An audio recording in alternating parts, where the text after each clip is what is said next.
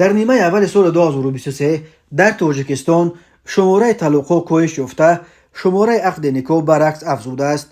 مظفر اشوریان وزیر عدلیه تاجیکستان روز 8 آگوست سال 2023 در نشست خبری این وزارت گفت در 6 ماه اول سال جاری در جمهوری 32151 عدد نکاح ثبت شده است. این نظر به نیم ساله اول سال 2022 قریب 2000 بیشتر است. در نیمه اول سال گذشته در تاجیکستان 3226 عقد نکاح صورت گرفته بود.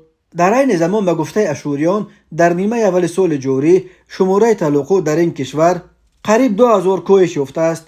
در 6 ماه اول سال 2023 در جمهوری 5370 عائله فرو پوشیدند. این نظر به 7025 طلاق در نیمه اول سال 2023 ثبت شده 26% کمتر است. در نیمه اول سال جاری سطح تولد در کشور 3% کاهش یافت. طی ماه‌های ینور ایون سال 2023 در تاجیکستان 8000 کودک دیده به جوان شده است. کاهش طلاق در کشور در 2 سال اخیر بار اول مشاهده می شود. مظفر اشوریان این را از جمله نتیجه کار کارمندان زاکس و دیگر نهادهای مربوط به وزارت عدلیه و دیگر نهادهای مسئول نامید که برای پیشگیری از فروپاشی عائله ها با همسرانی که برای طلاق مراجعت می کنند صحبت های فرماندهی می گذرانند.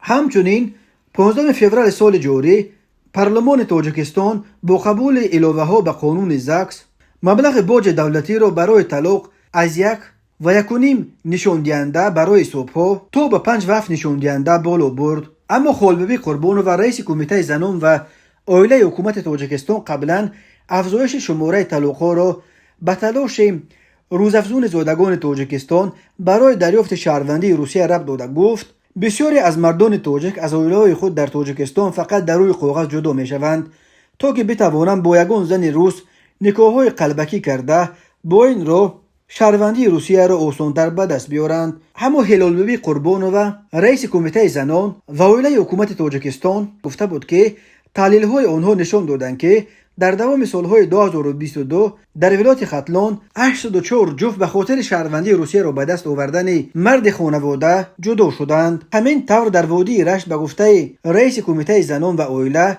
103 جفت و تنها در ناحیه ونج ولایت مختار کوهستان بدخشان 31 جفت نیز تنها به خاطر دریافت شهروندی روسیه خط طلاق گرفتند.